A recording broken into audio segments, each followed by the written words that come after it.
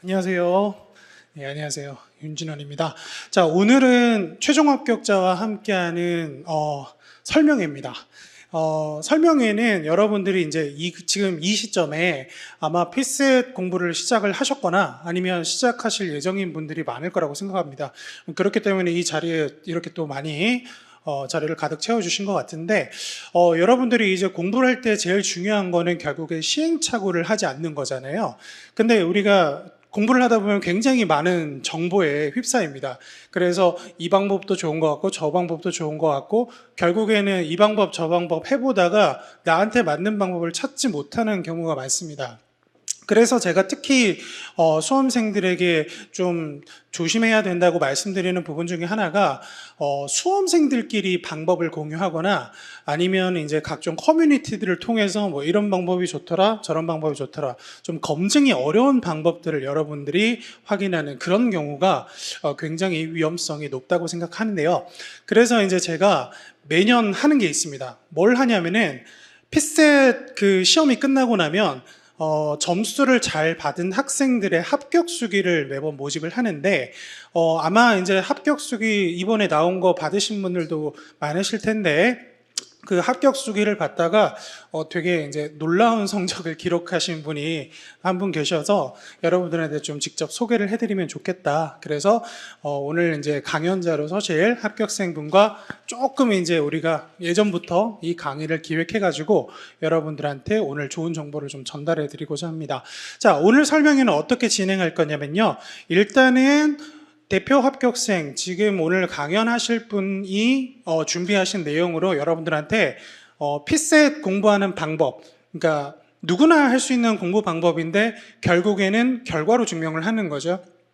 이 부분에 대해서 좀 간략히 소개를 해드리자면 제가 앞에 두고 이런 얘기를 하려니까 되게 부담되실 것 같은데 일단은 이제 제 자료에서 커리큘럼을 수강하셨고 그리고 올해 합격 수기를 쓰신 분 가운데 대표 합격생입니다. 대표 합격생이라는 얘기는 만점자라는 얘기죠.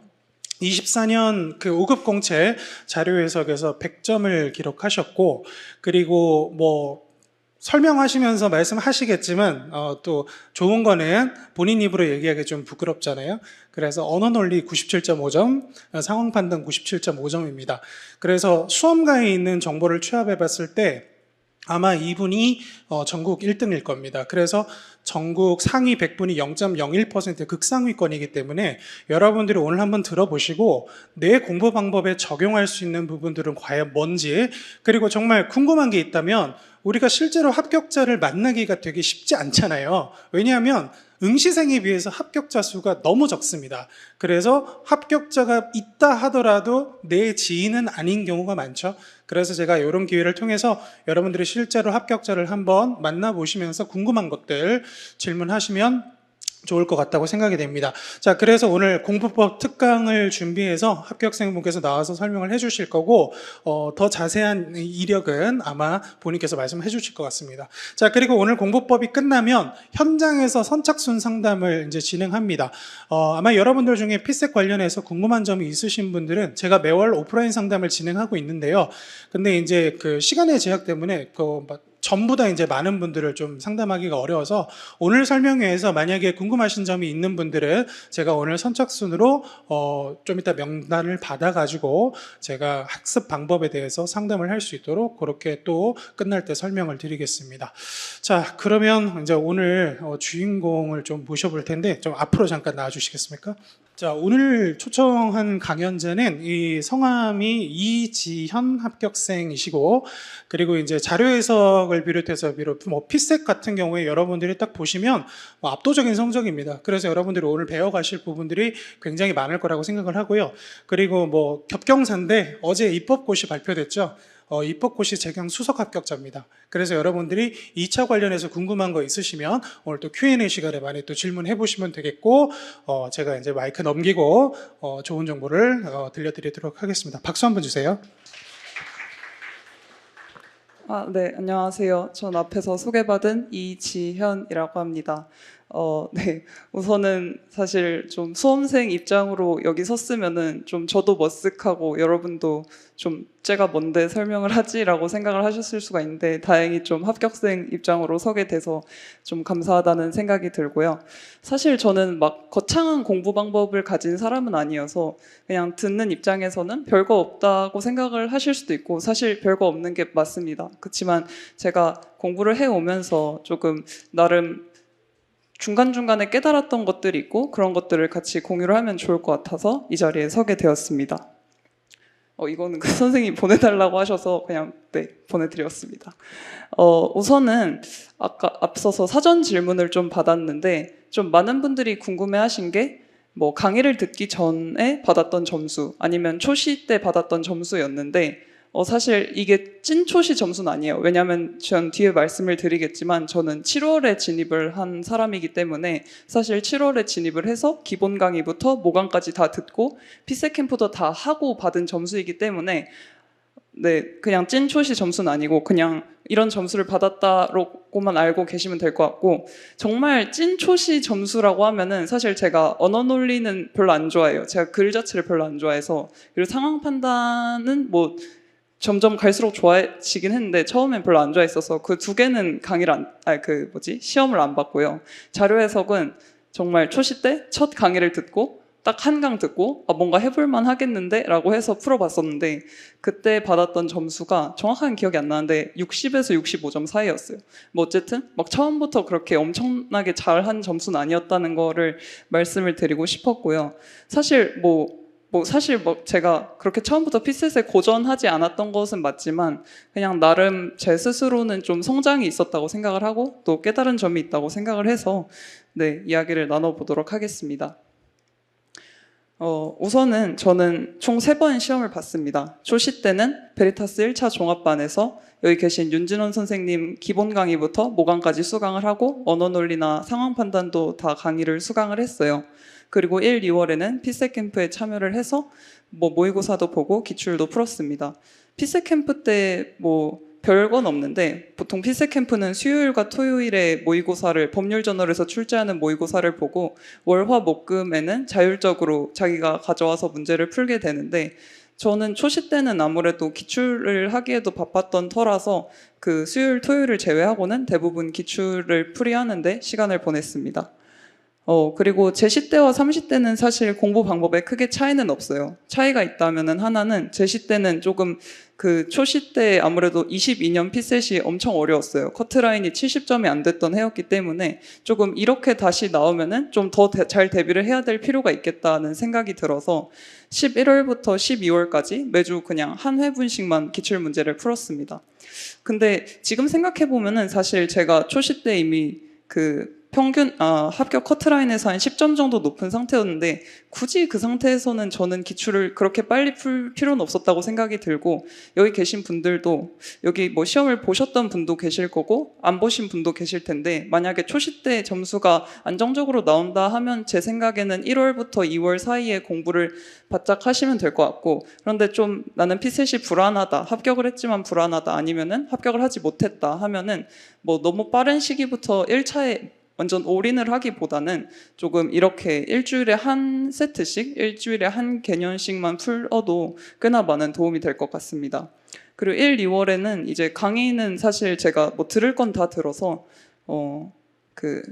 학교 사람들이랑 오전 8시 반부터 오후 2시 반까지 스터디를 진행을 했습니다. 1시간 반 하고 점심 먹고 1시간 반 하고 10분 쉬고 쉬는 시간을 짧게 가졌어요. 왜냐면은 사실 피세 캠프 운영에 제가 불만이 있는 건 아닌데 피세 캠프는 비교적 쉬는 시간이 길어요. 근데 그걸 잘 활용할 자신이 없어서 저는 개인적으로는 이런 방식을 좀 선호를 했던 것 같습니다.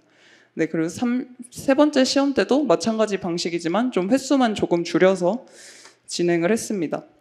사실 이 앞에 내용이 크게 중요한 건 아니고요. 그냥 이 과정을 통해 제가 좀 중요하게 생각했던 거 3가지를 말씀을 드리려고 해요.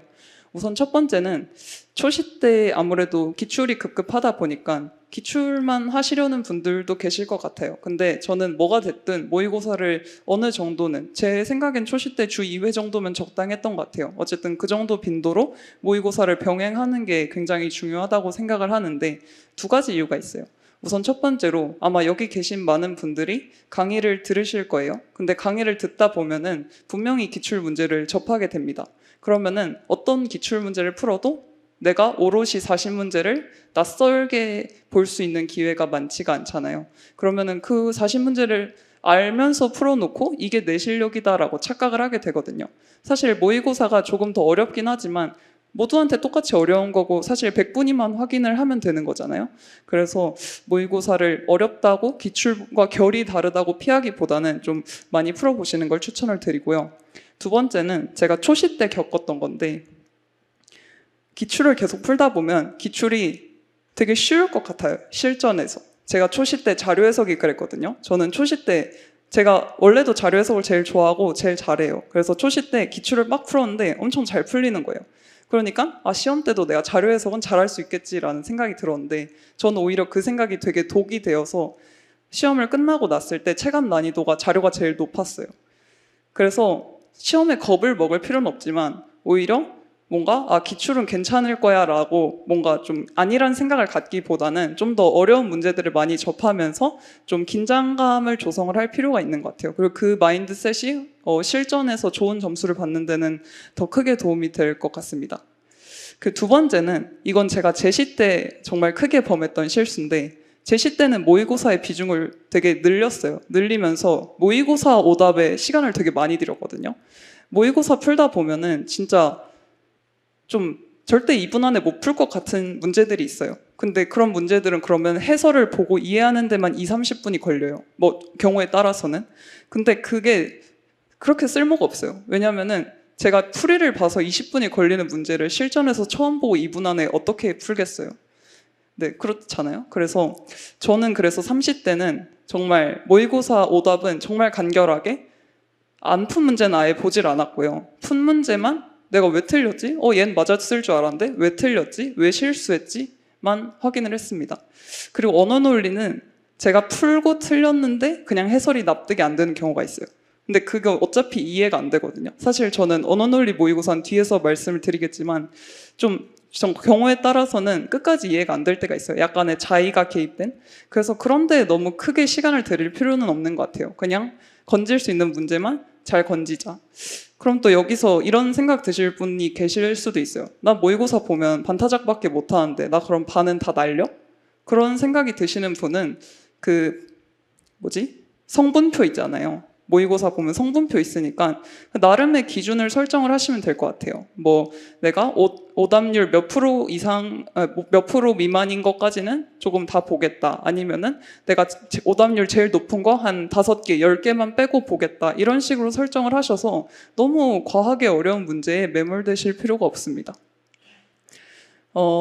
근데 이건 모의고사만이에요. 기출은 정말 많이 분석을 하시고 뭐 오답도 철저히 하셔야 됩니다. 모든 문제를.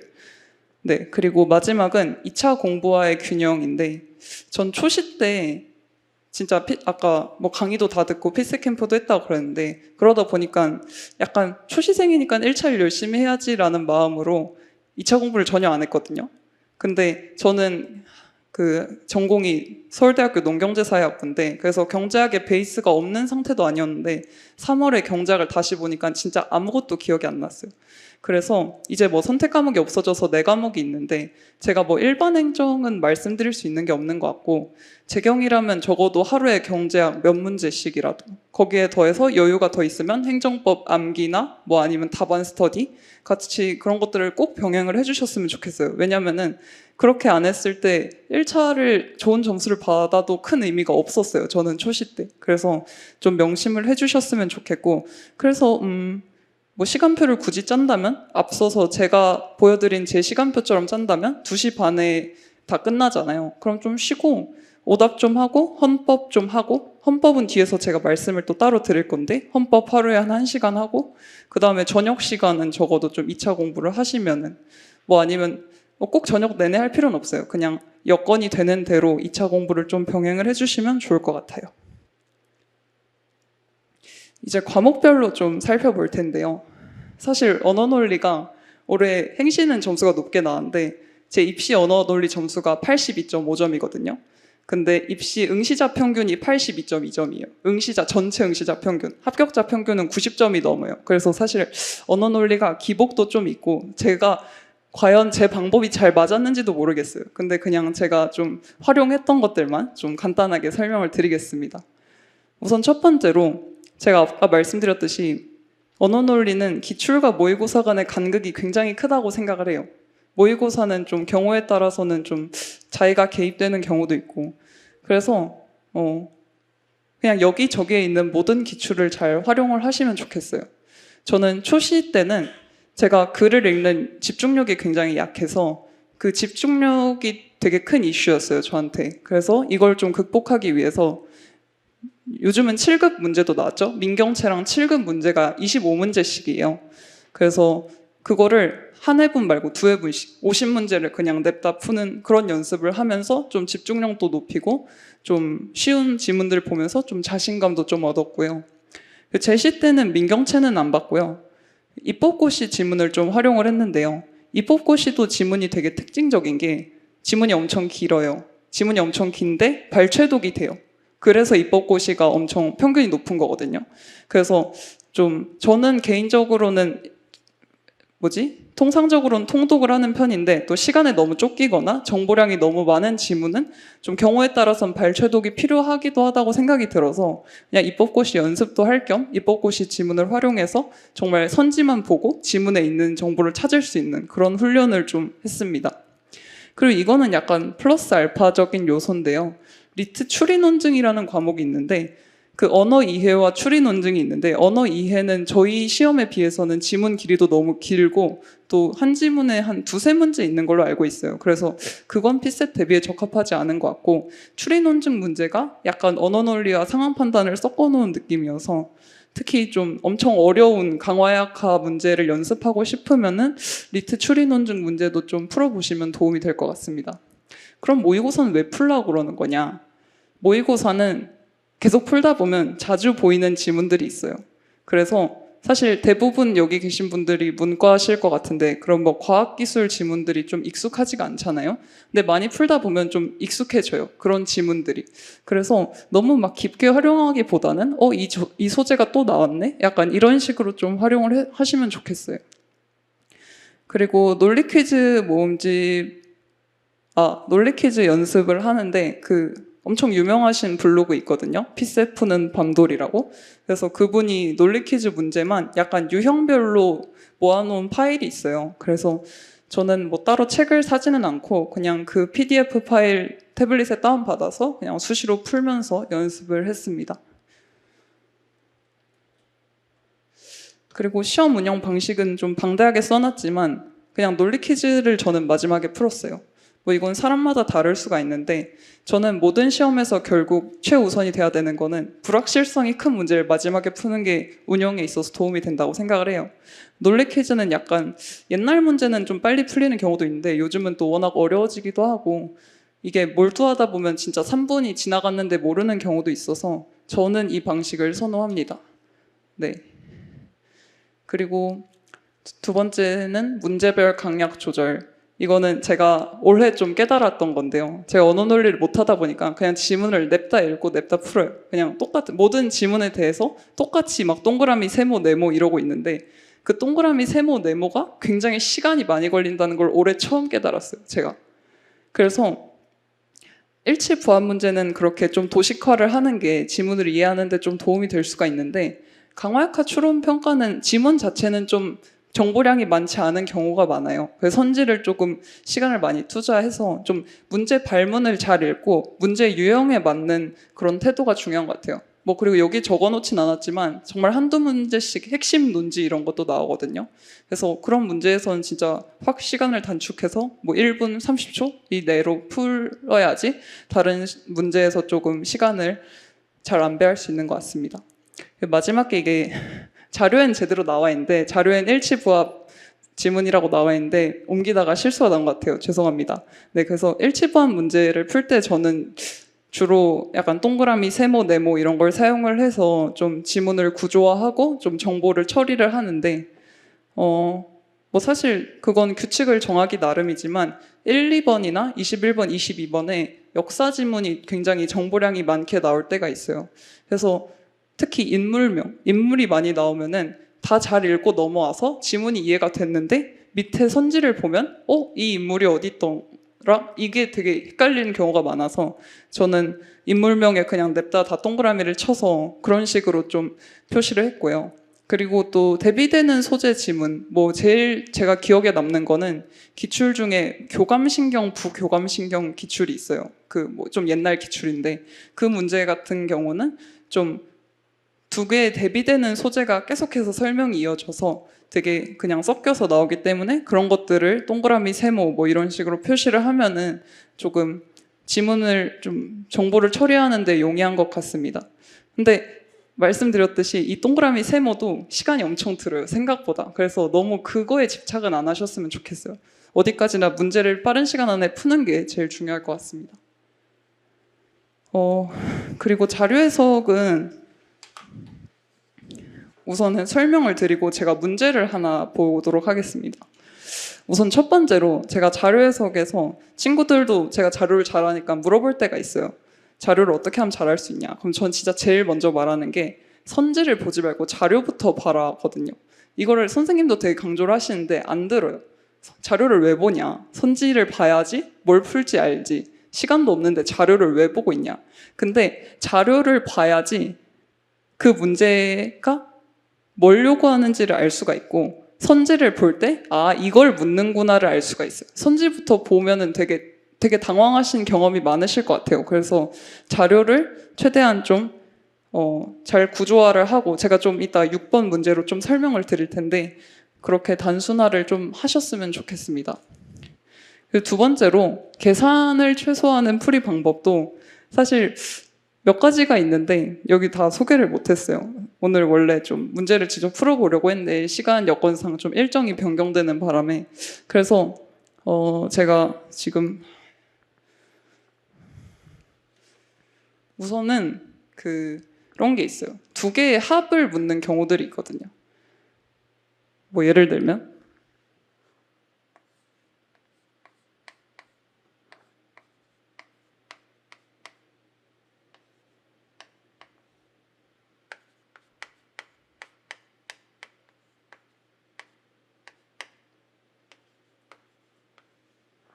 뭐 이런 식으로. 근데 이거 각각의 합을 구하는 것보다 이렇게 합을 구하는 문제는 무조건 개별적으로 보는 게 더 빨라요. 얘네 두 개 봤을 때 13, 얘네 두 개 봤을 때 뭐 40, 179인가 이게? 5라고 합시다. 그리고 여기 두 개 봤을 때 21, 이러면 바로 보이는 거잖아.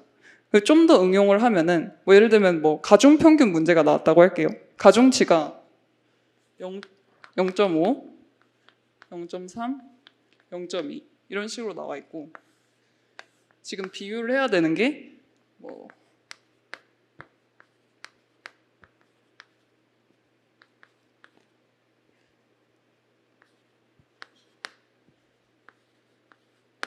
뭐 이런 식으로 나와 있다고 합시다.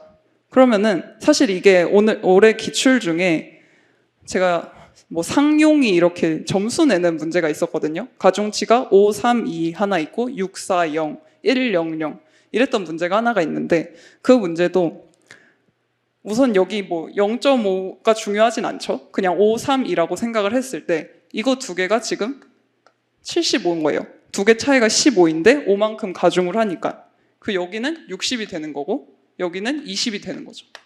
그러면 이제 밑에 게 더 큰 게 보이잖아요. 그런 식으로 최대한 쪼개서 생각을 하셔야 돼요. 얘를 그냥 구할 수 있죠. 구할 수 있는데 이거 다 구해서 비교해야지 하는 순간 시간이 너무 많이 걸려요. 그래서 최대한 내가 계산을 간편하게 할 수 있는 방법을 찾아야 됩니다. 그래서 우선은 이걸 하나를 보여드렸고 문제를 풀면서 제가 좀 많이 쓰는 방식을 한 가지를 나중에 더 말씀을 드릴게요. 그리고 실수 방지 장치는 사실 저는 수업을 들으면서 뭐 기억나는 건 많지만 이렇게 실수를 방지할 수 있는 여러 가지 장치들 선생님이 소개를 해주셨던 게 제일 기억에 남거든요. 뭐 제일 흔한 거는 이제 발문 실수를 안 하려고 발문에서 좀 특징적인 게 있으면 문제 옆에 크게 써두는 그런 거, 뭐 옳지 않으면 X를 쳐두는 그런 거. 그래서 사실 강의를 통해서 되게 뭐 그냥 다들 배울 수 있는 거니까 크게 제가 설명은 안 드릴 텐데 본인이 좀 자주 하는 실수가 있으면은 강의에서 소개를 안 했더라도 스스로 좀 이걸 방지할 수 있는 장치를 마련을 해서 습관적으로 사용을 하셔야 될 것 같아요. 그리고 선지 보는 순서는 자료에서 크게 보면은 문제 유형이 두 가지잖아요. 기역, 니은, 디귿, 리을 해서 보기 중 옳은 것을 모두 고르시오. 아니면은 1, 2, 3, 4, 5번. 근데 저는 후자의 경우에는 약간 그냥 결국에는 운이라고 생각하거든요. 그냥 빨리 찾는 게. 물론 조금 엄밀하게 보면은 좀 그런 게 있잖아요. 자료를 최대한 많이 활용한 것들이 아니면 조금 어려운 선지들이 될 확률이 높은데 그래서 제 주변의 고득점자들 중에서는 그렇게 하시는 분들도 계신데 저는 개인적으로 그거에 시간을 쓰는 게 별로 안 좋아서 그냥 5번부터 봐요. 사실 제가 올해 100점을 맞은 이유는 아마도 5번이 엄청 많이 나왔어요. 그래서 100점이 나왔던 것 같은데 근데 전자의 경우 다음 보기 중 옳은 곳을 모두 고르시오의 경우에는 선지를 잘만 보면은 충분히 한두 개 정도는 안 보고 넘어갈 수가 있거든요. 그래서 원칙적으로 저는 최대한 적은 항목을 물어보는 선지를 제일 먼저 봐요. 제가 초시 때는 사실 여러 항목을 묻는 뭐 매년 이러하다 아니면 개수를 카운팅하는 문제가 묻는 내용 자체는 되게 간단해요. 대신에 엄청 많이 시키죠. 그리고 하나를 물어보는 거는 그 하나를 되게 좀 짜증나게 물어봐요. 뭐 비율을 되게 네, 그렇게. 근데 전 그래서 초시 때는 선생님이 개수 카운팅 제일 마지막에 해라 해도 아니 이게 더 쉬운데 왜 이걸 제일 마지막에 해? 이랬는데 이게 결국엔 시간이 더 걸리더라고요. 그래서 선지를 보실 때 최대한 이것도 나중에 문제로 보겠지만은 최대한 적은 항목을 물어보는 것들 내가 하나만 봐도 판별을 할 수 있는 것들을 우선 보는 게 필요할 것 같습니다. 그리고 마지막으로 계산 연습을 원래 뭐 윤준원 선생님 강의를 여기 대부분 수강하시는지 모르겠는데 선생님은 권하시질 않죠. 근데 제가 선생님이랑 대화를 해봤는데 그 취지가 그거 같아요. 그건 것 같아. 그 계산 연습을 막 하잖아요. 초시 때 강의를 안 들었어. 계산 연습을 막 해. 그러면 계산에만 자신감이 붙어요. 그래서 충분히 안 하고 넘어갈 수 있는 것도 내가 계산할 수 있는데? 라고 하는데 이게 그냥 계산 능력을 뽐낼 수는 있지만 시간이 더 걸려요. 그래서 어느 정도 좀 강의가 체화가 되고 내가 어느 정도 잘해. 근데 약간 좀 그래도 어려운 문제에 있어서 내가 막히는 게 있어. 그러면 저는 개인적으로는 계산 문제를 해보는 것도 나쁘진 않다. 근데 그거는 어쨌든 간에 보충적인 게 돼야 돼요. 그게 주가 되어서 계산을 막 하는 거는 크게 도움이 되지가 않습니다. 사실 제가 제일 완전 처음에 60점대 받았을 때 있잖아요. 65점 이하? 그때도 전 약간 그 마인드거든요. 난 계산 자신 있으니까 자료 해석은 잘하지 않을까. 근데 전혀 안 통해요. 그래서 제가 앞에 말한 것들을 우선시 여기고 조금 어느 정도 실력이 있으신 분이라면 계산 연습도 도움이 될 것 같습니다. 그럼 문제를 6번 문제 받으신 걸 한번 볼게요. 제가 뭘 이야기를 하는지. 우선은 표가 이렇게 여러 개가 나오잖아요. 그럼 표들 간의 관계를 우선 파악을 하는 게 중요합니다. 그래서 표 1이랑 표 2가 결국에는 매년도의 청구 건수를 어떻게 나눴냐의 차이죠.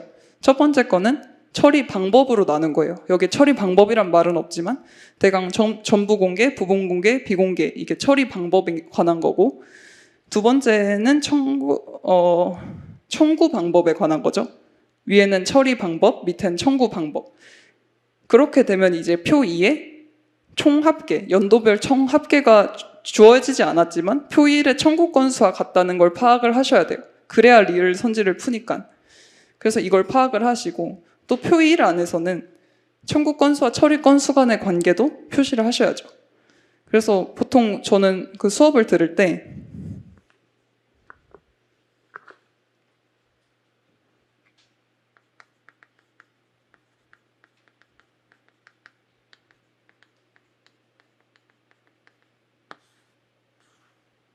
뭐 이런 식으로 지금 나와 있잖아요. 그럼 여기에 그냥 더 굵게 이런 식으로 그으면은 대강 제 스스로가 여기 나와 있는 거 다 합한 게 왼쪽 거구나 이렇게 파악을 했거든요.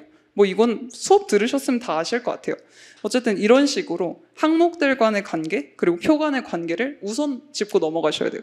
정말 저는 자료를 보면 항상 그 총계 밑줄 긋는 것과 표에 저 같으면 표 1에 처리 건수에 동그라미 치고 청구 방법벌에 세모 칠 것 같아요. 표 2에. 이런 식으로 표 간의 관계와 표 안에서 항목들 간의 관계는 무조건 체크를 하셔야 됩니다. 그럼 이제 선지 보는 방법에 대해 말씀을 드릴게요. 지금 기역과 디귿에는 매년이라는 단어가 있죠.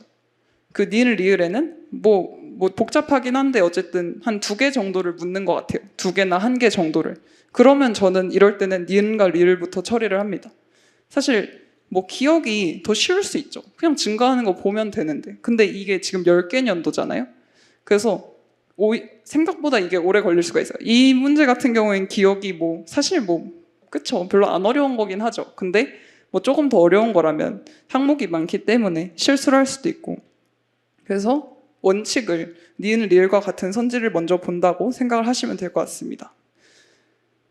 그리고 실수 방지 장치, 여기서 제가 쓸만한 거는 연도 방향을 표시해 주는 거 정도. 연도가 역순으로 나올 수도 있고 지금 같은 경우는 그냥 위에서부터 아래로 뭐라 하죠 이거를? 내림차순, 오름차순? 어쨌든 아래로 화살표를 그어줘서 연도 방향을 좀 체크를 해줄 것 같습니다. 여기는 발문에는 크게 옳은 것을 그냥 구하라는 거니까 그렇게만 체크를 해줄 것 같아요. 그리고 제가 아까 계산 최소화하는 풀이 방법 하나 더 소개를 해드린다고 했잖아요. 그 니은 선지 한번 볼게요. 니은 선지에 타기관 이송 처리 건수가 가장 많은 해. 타기관 이송 표 1에서 보시면 2017년이 511로 제일 많아요. 그럼 2017년과 정보공개 청구 건수 대비 전부 공개 처리 건수의 비율이 가장 낮은 해는 같다. 정보공개 청구 건수 대비 전부 공개 처리 건수 비율 가장 낮은 해를 찾으시면 되는데 우선 이미 기준점을 17년으로 줬잖아요. 그럼 그냥 17년의 비율을 보고 얘가 제일 작은지만 판별을 해주면 되는데 저는 분수를 보면은 절대 소수로 치환을 하지를 않거든요. 대신에 분자가 분모의 몇 배인지 분모가 분자의 몇 배인지를 봅니다. 지금 제일 먼저 적어둔 게 17년의 비율이고요. 그 다음에 12년, 13년, 그리고 16년 이렇게 적어놨어요. 아까 분모가 분자의 몇 배냐가 무슨 말씀을 드리는 거냐면은 지금 첫 번째 거 먼저 볼게요. 837에 3을 곱해도 분모보다 작죠. 근데 다른 항목들은 지금 제일 마지막에 얘를 빼고는 분자에 3을 곱하면은 분모를 무조건 넘어요. 그래서 배수로 접근을 하셔야 돼요. 비율 문제는. 저는 이게 사실 되게 중요하다고 생각하고 정말 많이 유용하게 쓰는 거고. 그래서 그렇게 하면은 지금 3 다 곱해봐서 분모 넘는지 안 넘는지만 다 보면은 16년 빼곤 다 지워져요. 16년 빼곤 다 3배가 넘어요. 그런 다음에 이제 얘네는 약간 그냥 좀 익숙해지고 어떻게 보면 감이 필요한 문제인데 저는 그냥 실전에서는 800에 원래 3.5를 곱하면 2800이잖아요. 대략 3.5를 곱한 것보다도 더 큰 것 같아요, 분모가. 근데 여기서는 지금 3.5를 곱했을 때는 얘가 넘거든요. 사실 이거는 뭔가 좀 구차한데 약간 여러분들이 감을 익히시면은 충분히 판별할 수 있는 문제라고 생각을 해요. 그래서 드리고 싶은 말씀은 여기서 지금 얘 0.2다, 얘 0.3이다 이렇게 하고 있는 게 사실 이렇게 큰 숫자에서 0.2랑 0.3 사이에 얼마나 많은 수가 있을 수가 있겠어요. 그래서 항상 분자의 몇 배를 하면 분모가 되는가, 분모를 넘는가 이런 식으로 접근을 하시면은 좀 비율 문제에서 좀 도움이 되실 수 있을 것 같아요. 지금 생각이 나서 한 가지만 더 말씀을 드리면 625분의 127과 320분의 78 이 두 개를 비교를 할 때 이때도 절대 비율이 얼마다 이렇게 계산하지 마시고요. 여기서 전 용병법 좋아하는데 여기서 쓸 수 있을 것 같아요. 근데 제가 이야기를 하려고 하는 거는 분모와 분자를 각각 비교하는 거예요. 분모가 몇 배고 분자가 몇 배인지. 사실 이게 용번법이랑 똑같은 것 같아요. 저는 수학을 잘 못해서 모르겠는데 어쨌든 저는 분수를 비교를 할 때는 좀 분모, 분자 각각을 좀 비교를 하면은 좀 잘 확연히 보이는 것 같습니다. 네, 그래서 자료 해석은 여기까지 하고 상황 판단 넘어가겠습니다. 상황 판단 제가 제일 먼저 이야기를 하고 싶은 거는 법조문 문제가 되게 제가 수업을 들을 때 좀 안타까웠던 게 저는 법조문 문제가 되게 어려웠거든요. 근데 그냥 다 법조문 문제는 잘하시죠? 이러고 넘어가요. 초시는 더 어려워요. 왜냐하면 법을 많이 안 접해봤으니까. 그래서 근데 법조문 문제가 중요하다고 저는 생각을 하는 게 초반부의 문제를 풀잖아요. 그래서 이미 옆에 애가 3분 안에 뭐 이걸 넘어요. 그러면 약간 멘탈이 좀 무너지거든요. 그래서 법조문 문제를 좀 자신 있게 풀 수 있는 연습을 하셨으면 좋겠고, 그럼 뭘로 공부하느냐? 저 같은 경우에는 사실 무슨 책이든 상관이 없는데 그 법률저널에서 출판한 여성곤이라는 분이 쓰신 책이 있어요. 그래서 그 책이 좀 편집 실수는 많은데 그래도 법조문 문제만 잘 다루고 있는 책이어서 좀 참고하실 분들은 참고를 하시면 좋을 것 같아요. 그래서 법조문 문제를 그냥 냅다 풀려고 하기보다는 그 책을 보면 약간 법조문 문제에서의 구성이나 아니면 어떻게 접근을 하는지를 좀 되게 잘 적어놨거든요. 그래서 그런 것들을 보시면서 좀 많이 연구를 해보시면 좋겠어요. 그리고 두 번째는 상황 판단에서 뭔가 단서나 예외가 있는데 이걸 안 쓰고 넘어갔으면 되게 찝찝하게 생각을 하셔야 돼요. 보통 틀리면 다 그거를 안 써서 틀린 거기 때문에 그래서 상황 판단 문제 절반의 실수는 단서와 예외에서 나왔다고 생각을 하시고 그래서 문제를 풀 때도 읽고 넘어갔는데도 문제에 너무 몰입하다 보면 간과하게 될 수도 있어서 나름 표시하는 장치도 만드시고 또 본인이 문제를 풀었는데 얘를 안 썼다 하면 좀 찝찝하게 넘어가시는 습관을 들이시는 게 중요한 것 같습니다. 시험 운영 방식은 저는 아까 그 원칙 그대로예요. 불확실한 문제를 제일 마지막에 푸는 거. 그래서 법조문 텍스트 앞에 있는 걸 먼저 풀고 그 다음에 1지문 2문항 제일 끝에 있는 거 있잖아요. 그걸 푼 다음에 의사결정이라고 하면은 그런 거예요. 10명 지원자가 있는데 3명을 뽑아요. 근데 뭐 기준들이 있잖아요. 근데 그런 거는 문제가 길어도 나름 되게 확실하게 답이 나와요. 그래서 사실 상황 판단은 좀 유형화가 쉽진 않은데 여러분들이 보셨을 때 좀 확실하게 답이 나오는 제가 방금 말씀드린 예시와 같은 문제들을 좀 먼저 푸시고 남은 시간에 뭐 퀴즈도 짧은 퀴즈 먼저 푸시고 좀 너무 긴 퀴즈 막 보드게임 막 이런 문제 있잖아요. 그런 거를 제일 마지막에 푸시는 게 좋을 것 같습니다. 벌써 질문 네. 그래서 제가 앞서서 질문을 받아서 다 읽어보긴 했는데 제가 좀 뭔가 제가 답변을 못 드리는 부분도 있고 그냥 제가 잘 답변할 수 있는 것들만 추렸고요. 뒷페이지에도 하나 더 있어요. 그래서 여기도 나와 있구나. 네, 그래서 이것들만 대답을 해보도록 하겠습니다. 우선 피셋 이제 시작을 하시는 분들한테 좀 두 가지를 말씀을 드리고 싶은데 우선 강의가 저는 도움을 되게 많이 받았어요. 그렇지만 강의에 너무 매몰되기보다는 문제 푸는 연습을 많이 하셔야 돼요. 강의만 듣고 알겠어 하는 건 정말 1차와 2차 모두 마찬가지예요. 강의만 들었다고 내 것이 되는 게 아니고 그걸 정말 많이 답안을 써보고 문제를 풀어봐야 돼요. 그래서 그걸 꼭 말씀을 드리고 싶고 전 이번에 좀 공부를 하면서 40문제를 온전히 90분 안에 풀어내는 OMR까지 다 그냥 실전처럼 작성하는 게 되게 중요하다고 생각을 했어요.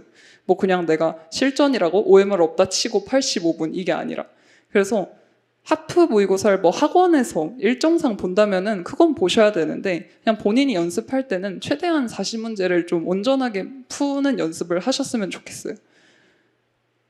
네.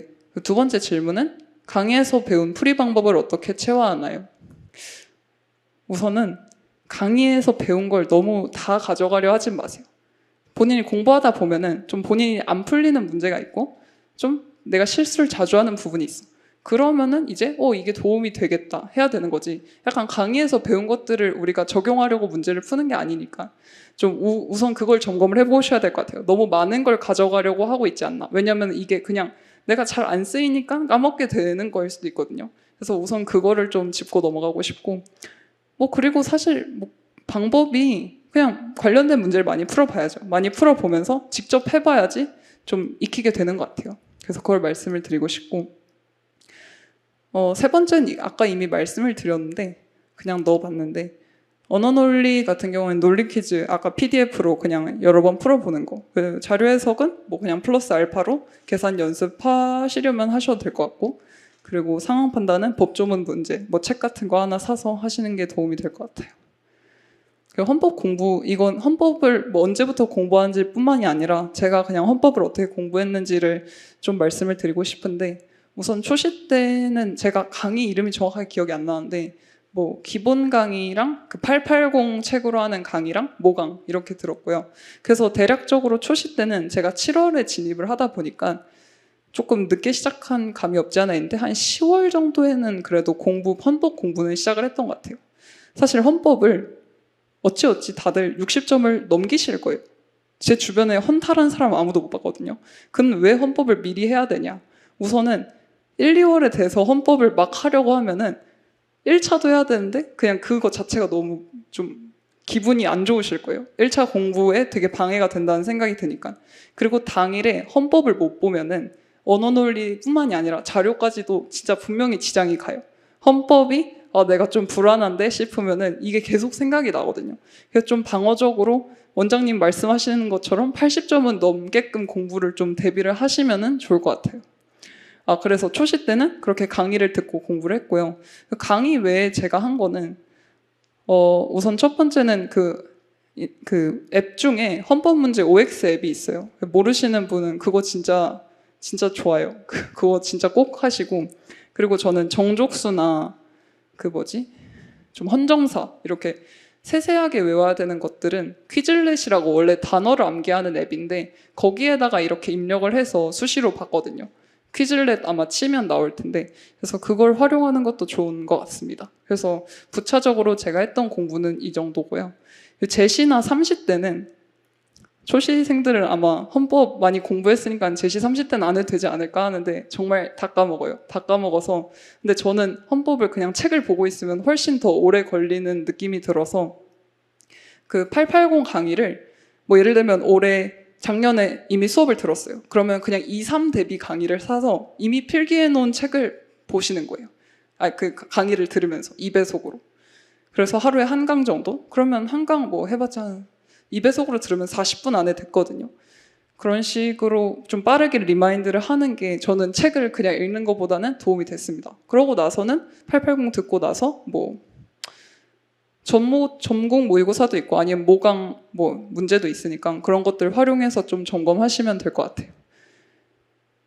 그리고 이제 시험 관련해서 우선 집중력 어떻게 유지하는지를 물어보셨는데, 우선 원래 질문자분이 계신지 모르겠는데 괄호에 예시로 들어준 게 뭐 예를 들면 10문제 풀고 OMR 마킹한다든지 이거를 예시로 들어주셨는데, 저는 우선은 그거는 추천을 드리지 않아요.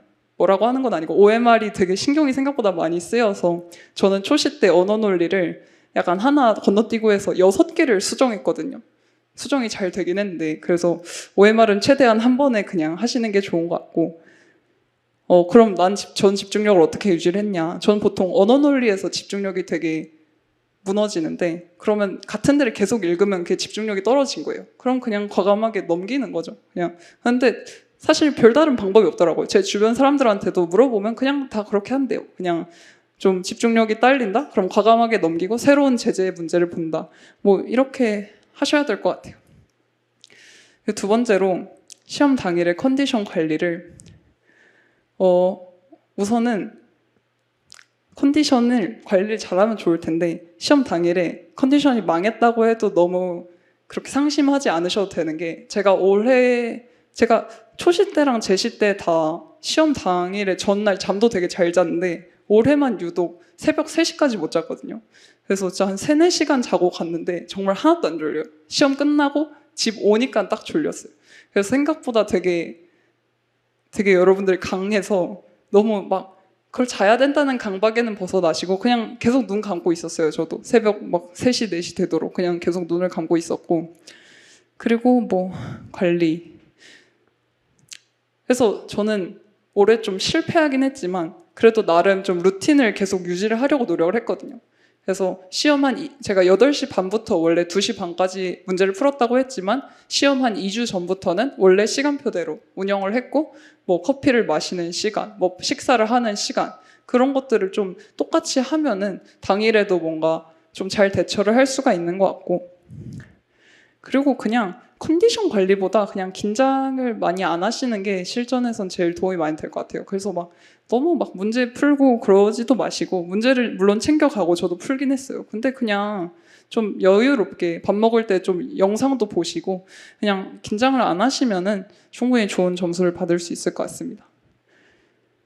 세 번째로 가장 자주 했던 실수는 보통 다 마찬가지일 것 같은데 발문을 잘못 보는 실수가 제일 많아요. 왜냐면 발문을 처음에 읽고 넘어오다 보니까 뭐 모든 과목에서. 그래서 앞서 말씀드렸듯이 뭐 발문, 뭐 예를 들면 언어 논리는 발문 중에 좀 그런 것도 있어요. 상충하는 것은, 그럼 옆에 그냥 상충 이렇게 크게 적어놓고, 그 자료 해석도 두 번째로 큰 뭐 이런 거 있잖아요. 그럼 이 대 막 이렇게 적어놓고, 그런 식으로 발문 실수를 좀 많이 교정을 했습니다. 그리고 저는 시간 운영을 뭐 개별 문제 시간을 측정할 여유는 없고요. 그냥 계속 시험을 풀면서 그 문제 곱하기 2에 그냥 도달하진 않았는지 그것만 체크를 하고요. 앞에 문제가 너무 막 지연이 돼서 그러면은 사실 그 곱하기 2에서 벗어난 것 자체가 되게 심적으로 부담이 돼요. 풀 수 있는 문제라도 그런 경우엔 좀 과감하게 넘기고, 나중에 그럼 80분이 됐을 때 못 푼 문제가 있더라도 좀 풀 여유가 있으니까 그런 식으로 운영을 했고, 저는 OMR을 저는 80분에 그냥 못 푼 문제만 빼고 다 체크를 했어요. 그리고 좀 제가 초시 때 마킹을 6개를 고치다 보니까 그때 불안해서 그 이후에 좀 습관을 가진 것이, 그 수능 가채점 하듯이 OMR 한 거를 그대로 옮겨 적으면은 뭐 5113 뭐 이렇게 옮겨 적으면은 진짜 사전 그 공개까지는 되게 불안하지가 않거든요. 그래서 그런 것도 좀 활용을 해보시면 좋을 것 같아요. 그게 보통 한 1분 걸려요. 그래서 전 마킹하고 못 푼 문제 풀고 마킹 마저 하고 그 가채점 작성하는 것까지 운영을 했습니다. 그리고 마지막에 저는 자료 해석 문제를 풀 때 시간을 줄이는 최고의 방법이 초반에 바로 답이 나왔을 때 그냥 체크하고 넘어가는 거라고 생각을 해서 꼭 말씀을 드리고 싶었는데, 우선 본인이 이게 문제인 걸 아셨잖아요. 여기는 좀 질문이 완화돼서 적혀 있었는데 그 질문을 주셨던 분은 되게 그게 안 좋은 습관이라고 본인이 생각을 하시고 계셨고, 그래서 어떻게 이 습관을 고칠까를 물어봐 주셨던 거였는데, 뭐 사실 최선은 그냥 모의고사는 뭐 틀려도 상관이 없잖아요. 그래서 모의고사에서 최대한 그런 식으로 연습을 해보시는 거죠. 내가 5번 그냥 찍고 넘어갔어. 5번을 찍고 넘어갔는데 맞았어. 그러면은 좀 실전에 가서도 그냥 과감하게 그렇게 할 수가 있는 것 같고, 그리고 윤진원 선생님도 항상 강조를 하시는데, 항상인지 모르겠는데 저는 그때 수업을 들었을 때 그렇게 느꼈는데, 예를 들어 5번에서 바로 답이 나왔어요. 그럼 1, 2, 3, 4를 보기보다는 그냥 5번이 맞는지를 한 번 더 점검하는 게 훨씬 효과적이죠. 네. 그리고 만약에 본인이 모의고사에서 그렇게 과감하게 넘어가는데 계속 틀리시는 분이다. 그러면 저는 그냥 이렇게 하시는 게 맞는 것 같아요. 초반에 바로 답이 나와도. 왜냐하면 그분은 약간 좀 뭔가 판단을 잘못하고 계시는 거니까 그런 분들은 다 보시는 게 맞는 것 같아요. 적어도 좀 점수가 안정화되고 실수가 교정될 때까지는. 근데 자기가 괜찮은 걸 알면서도 그러면은 좀 안 중요한 시험에서 여러 번 연습을 해보세요. 그게 최선인 것 같아요. 이거는 생활 관련된 건데, 저는 사실 기간마다 다르죠. 근데 저는 도서관에서 스터디를 할 때는 8시 반부터 10시까지 공부를 했고요. 이번에 3월부터는 스파르타에 있었는데, 스파르타에서도 한 8시에는 나와서 한 초반엔 10시에 집에 가다가 점점 다들 안 가니까 저도 한 10시 반까지 했습니다. 근데 저는 개인적으로 밤에 공부를 잘 못해요. 그래서 좀 점심 저녁 시간에 좀 빨리 먹고 공부를 더 해도 그냥 저녁 밤에 저한테 좀 쉬는 시간을 확보해 주는 게 중요한 사람이라서 그렇게 했고요. 일주일 루틴, 하루 루틴은 그냥 밥 먹고 공부하고, 네. 일주일 루틴은 저는 토요일에는 좀 유동적으로 했는데, 그래서 토요일엔 오후 한 5시까지는 꼭 공부를 했지만 저녁 때는 뭐 좀 유동적으로 약속이 있으면은 약속하고 그랬고, 일요일에는 공부를, 근데 휴식이 생각보다 되게 중요해서 전 일요일까지 막 지금 시기에 공부를 하는 건 추천을 드리지 않아요. 저도 입법고시한 전전주부터는 일요일에 나와서 공부를 했는데 그 전까지는 일요일에는 가족도 만나고 친구도 만나고 그렇게 했습니다. 슬럼프는 저는 막 크게 스트레스를 받는 체질은 아닌데, 근데 저는 되게 주변에 공부를 같이 하는 친구들이 많았어요. 그래서 그런 친구, 만약에 혼자 공부를 하시면은 그게 되게 좀 마음이 힘들 수가 있으니까 좀 공부 스터디나 구하면서 그렇게 친구를 만들면은 같은 시험을 공부하는 사람들이다 보니까 되게 뭔가 같이 짜증을 내도 같이 낼 수가 있고 되게 좋았거든요. 그래서 진짜 스터디원들이나 뭐 친구를 만드는 거를 저는 정말 추천을 드립니다. 네, 그래서 제가 한 거는 여기까지입니다. 네, 들어주셔서 감사합니다.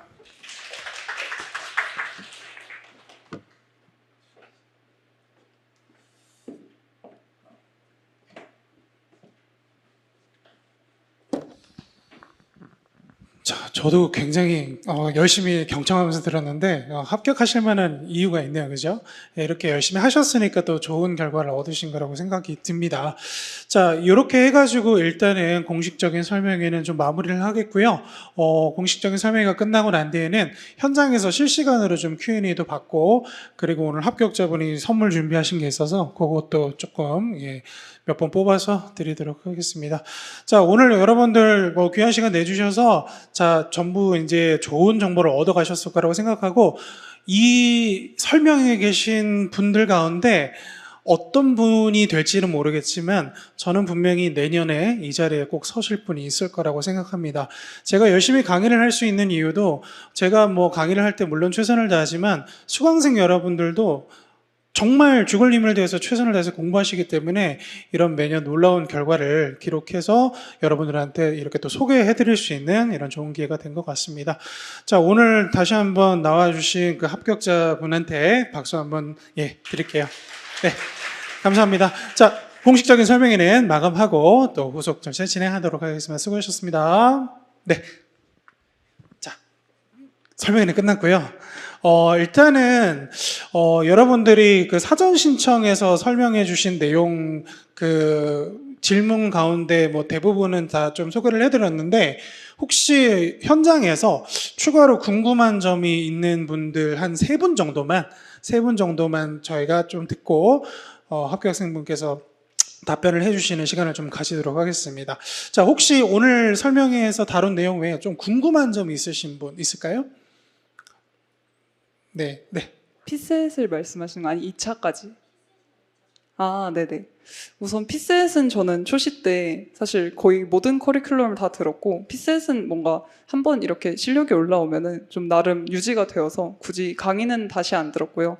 2차 같은 경우에는 같은 강의를 되게 많이 들었어요. 우선 제시 때는 제가 행정법이 워낙 약했어가지고 시험 끝나자마자 한 2주 있다가 행정법 1순환을 다시 들었고요.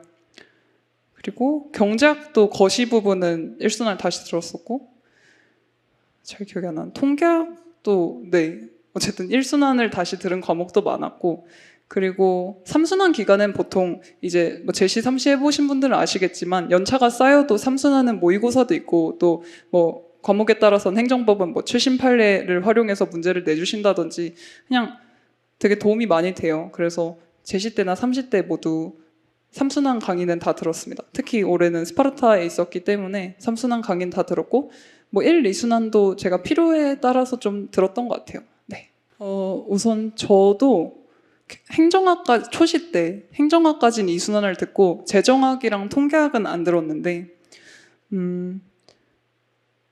초시 때는 사실 재정학, 이제 통계학 그 선택 과목은 없어졌으니까. 근데 재경직, 제가 일행은 잘 몰라서 말씀을 못 드리겠고, 재경직은 재정학 2순환은 굳이 들을 필요는 없는 것 같아요.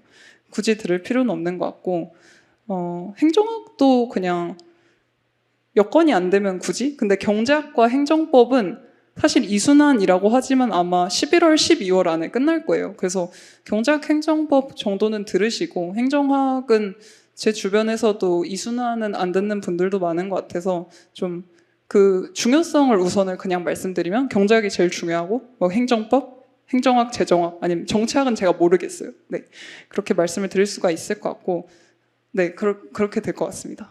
답안 작성, 뭐 첨삭에 대해서 말씀을 해주셨는데, 저는 제가 제일 선호하는 건 학원에서 인강으로 강의를 듣더라도 실강으로 모의고사는 봐서 채점자한테 첨삭을 받는 걸 제일 선호해요.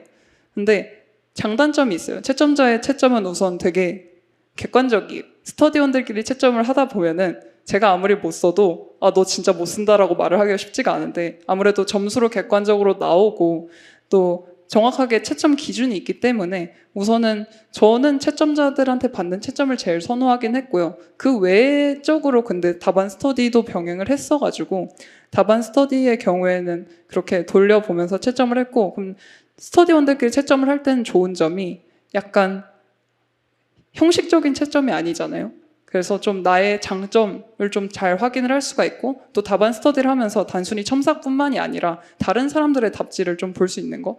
근데 사실 저는 뭐 저는 최답에 선정이 된 적이 없어서, 근데 최답분들 답안 보면 되게 잘 쓰신 분들도 많지만 저는 그냥 제 주변 스터디원들이랑 할 때 더 잘 썼다, 이거는 약간 학원 답지가 아니라 진짜 잘 썼다 싶은 것들도 많았어서 그런 식으로 도움을 많이 받았습니다. 네. 자, 오늘 고생 많으셨고 또 다음에 뵙도록 하겠습니다. 수고하셨습니다.